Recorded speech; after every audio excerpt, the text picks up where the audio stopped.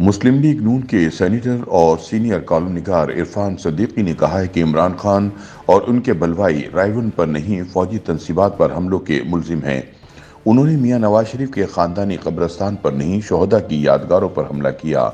نواز شریف نے ان کے خلاف کوئی ایف آئی آر نہیں کٹوائی، لہٰذا بات ان سے کی جائے جو حقیقی فریق ہیں۔ مفاہمت یا معافی تلافی کی ایک چابی ملزم کی جیب میں اور دوسری چابی فوج کی جیب میں ہے۔ نواز شریف بیچ میں کہاں سے آ گیا؟ بہتر ہوگا کہ مبلغین مفاہمت غلط بحث کرنے کے بجائے چابی برداروں سے رجوع کریں۔ اپنی کالم میں عرفان صدیقی کہتے ہیں کہ 9 مئی کی غارت گری کا موازنہ کرنے کے لیے پاکستان کی تاریخ سے 2 مثالیں تلاش کی گئی ہیں۔ پہلی یہ کہ جیالوں نے بھی تو طیارہ اغوا کیا تھا، اور دوسری یہ کہ نونیوں نے بھی تو سپریم کورٹ پر حملے کی غلطی کی تھی۔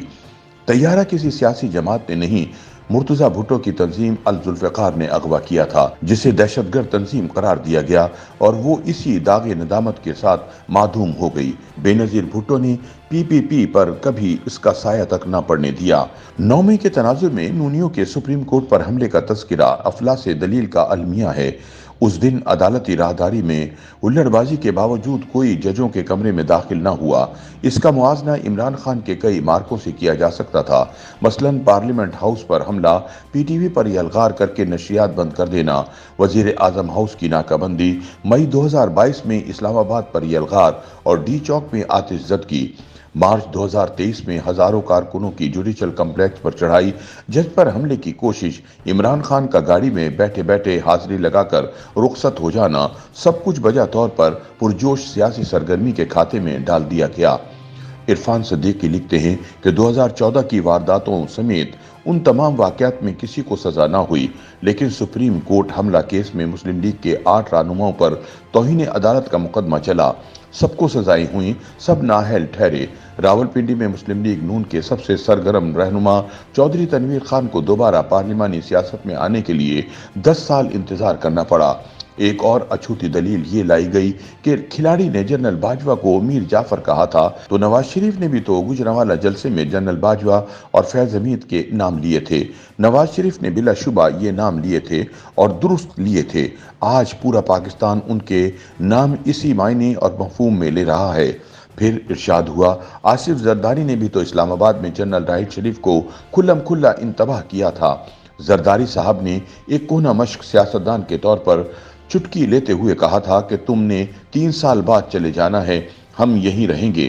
حقیقت یہی ہے کہ 3 سال والا راحیل شریف چلا گیا، آصف زرداری یہی ہے۔ عمران خان نے تو تہذیب کے سارے قرینے رون ڈالے، میر جعفر، میر صادق، حیوان، جانور، غدار، سازشی، گھر کو لوٹ لینے والا چوکیدار، کیا کیا کچھ نہیں کہا۔ عرفان صدیقی کہتے ہیں کہ ملک کی تاریخ میں پہلی بار آرمی چیف کی تقرری کو کوچہ و بازار کا موضوع بنا دیا۔ جنرل عاصم منیر کی تقرری کا راستہ روکنے کے لیے راولپنڈی پر چڑھائی کر دی۔ آخرکار کچھ ریٹائرڈ، کچھ حاضر سروس فوجیوں سے مل کر ادارے میں بغاوت اور عاصم منیر کا تختہ الٹنے کی سازش کی۔ 9 مئی کی سوختہ بخت شام اسی سازش کی پہلی کڑی تھی۔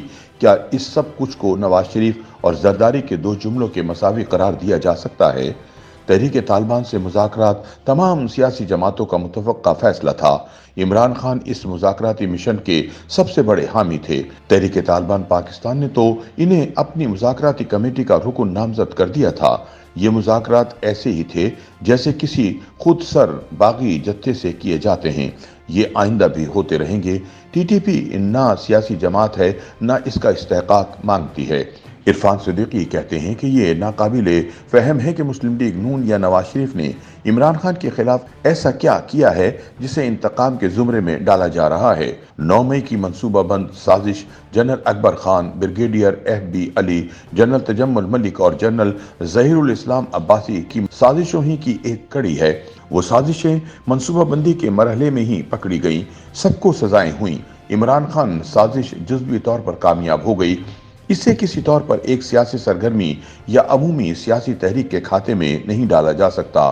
پاک فوج کے 1 لیفٹیننٹ جنرل، 3 میجر جنرل اور 7 بریگیڈیئر سمیت 18 اہلکار اسی سازش سے منسلک ہونے کے باعث سزا پا چکے ہیں۔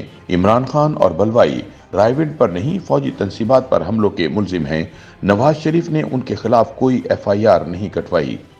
YouTube पर गूगली न्यूज देखने के लिए youtube.com की सर्च बार में गूगली न्यूज टीवी टाइप करें। गूगली न्यूज के पेज पर सुर्ख रंग के सब्सक्रिप्शन वाले बटन पर क्लिक करना ना भूलिए। YouTube पेज पर अपलोड होने वाली वीडियोस से बाखबर रहने के लिए बेल आइकन पर क्लिक कीजिए। आपको हर नई वीडियो के बारे में नोटिफिकेशन मौसूल हो जाएगा।